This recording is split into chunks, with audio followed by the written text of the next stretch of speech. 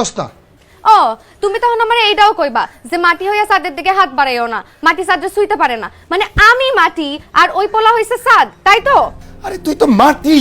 এই নাটকটা দেখেন, এই নাটকটা সত্যি অসাধারণ নাটক করেছি।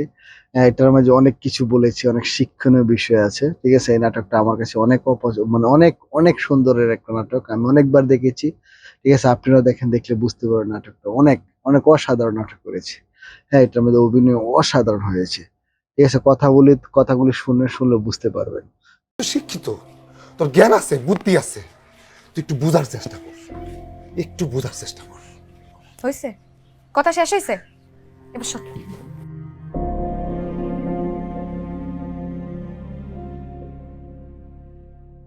আর শোন, ভালোবাসলে না পৃথিবীর সবকিছু জয় করা যায়, সবকিছু।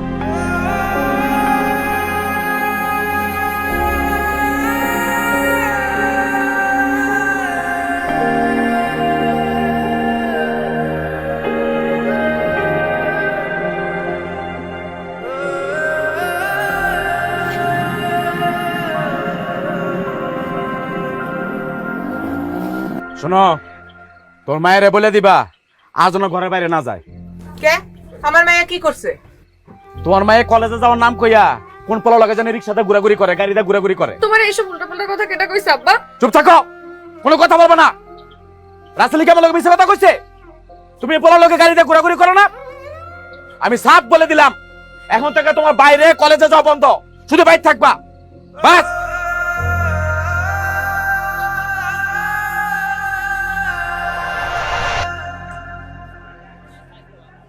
রাসেল কিছু কবি? না দাদা, কিছু কমো না। বাজারে আইছিলাম, দেখতে এলাম আপনারে। আমি জায়গাতে এলে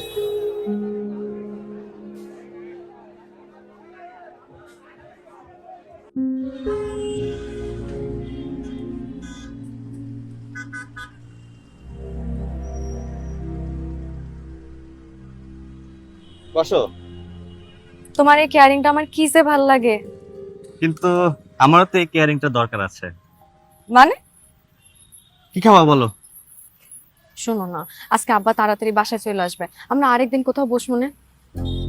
তাহলে তো আজকে আমার খাবারটা অপূর্ণ থেকে গেল। কেন? ওই যে কেয়ারিং।